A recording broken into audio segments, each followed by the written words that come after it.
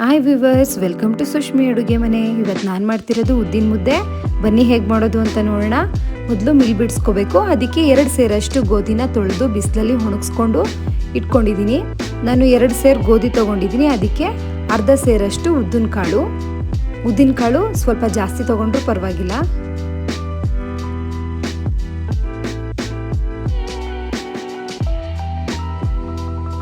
ಮುಕ್ಕಾಲು ಲೋಟದಷ್ಟು ಅಕ್ಕಿ ತೊಗೊಂಡಿದ್ದೀನಿ.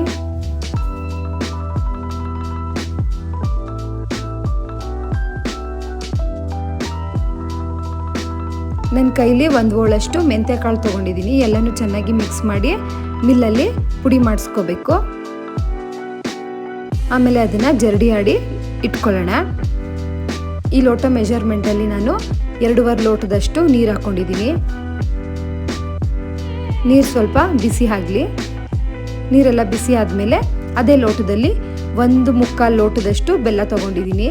ನಾನು ಆರ್ಗ್ಯಾನಿಕ್ ಬೆಲ್ಲ ತೊಗೊಂಡಿದ್ದೀನಿ. ಬೆಲ್ಲ ಎಲ್ಲ ಕರಗಿ ನೀರೆಲ್ಲ ಕುದಿಯೋಕ್ಕೆ ಶುರು ಆಗಲಿ. ಅಲ್ಲಿ ತನಕ ಹಾಗೇನೆ ಕುದಿಸ್ಕೊಳ್ಳೋಣ.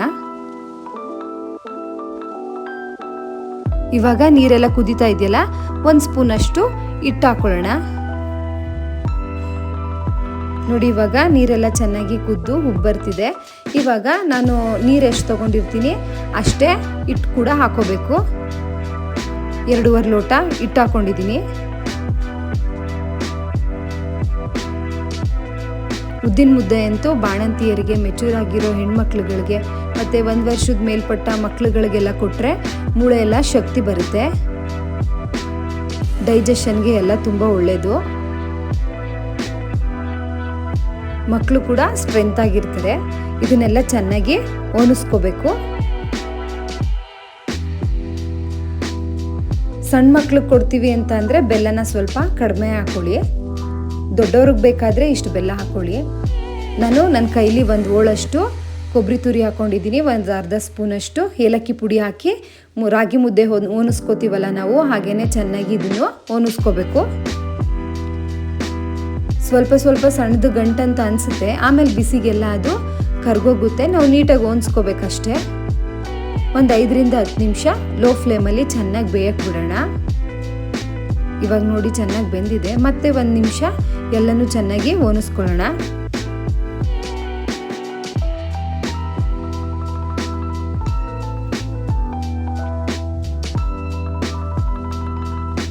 ನಾವು ಮಕ್ಕಳಿಗೆಲ್ಲ ಪ್ರತಿದಿನನೂ ಕೊಡ್ತೀವಿ. ಸಣ್ಣ ಮಕ್ಕಳಿಗೆ ಅಂತ ಅಂದರೆ ಬೆಲ್ಲನ ಸ್ವಲ್ಪ ಕಡಿಮೆ ಹಾಕೊಳ್ಳಿ. ದೊಡ್ಡವ್ರಿಗೂ ತುಂಬ ಒಳ್ಳೆಯದು, ಮೂಳೆ ಎಲ್ಲ ಶಕ್ತಿ ಆಗುತ್ತೆ. ಇವಾಗ ಒಂದು ಸ್ವಲ್ಪ ನಮಗೆ ಎಷ್ಟು ಬೇಕೋ ಅಷ್ಟು ಹಿಟ್ಟು ತೊಗೊಂಡು ಒಂದು ಪ್ಲೇಟ್ಗೆ ತೇವ ಮಾಡಿಕೊಂಡು ಅದಕ್ಕೆ ಹಾಕ್ಕೊಂಡು ನಾವು ಉಂಡೆ ಕಟ್ಕೊಳ್ಳೋಣ. ಕೈ ಸ್ವಲ್ಪ ಬಿಸಿ ಅನಿಸಿದರೆ ನೀರು ಮಾಡಿಕೊಂಡು ಕೈಗೆ ಹಾಗೇನೆ ನೀಟಾಗಿ ಉಂಡೆ ಕಟ್ಕೊಂಡ್ರೆ ಉದ್ದಿನ ಮುದ್ದೆ ರೆಡಿ ಆಯಿತು. ನೋಡಿ, ತುಪ್ಪ ಹಾಕ್ಕೊಂಡು ತಿಂದರೆ ತುಂಬ ಚೆನ್ನಾಗಿರುತ್ತೆ. ನೀವು ಮನೇಲಿ ಟ್ರೈ ಮಾಡಿ. ಮನೇಲಿ ಎಲ್ರಿಗೂ ಇಷ್ಟ ಆಗುತ್ತೆ.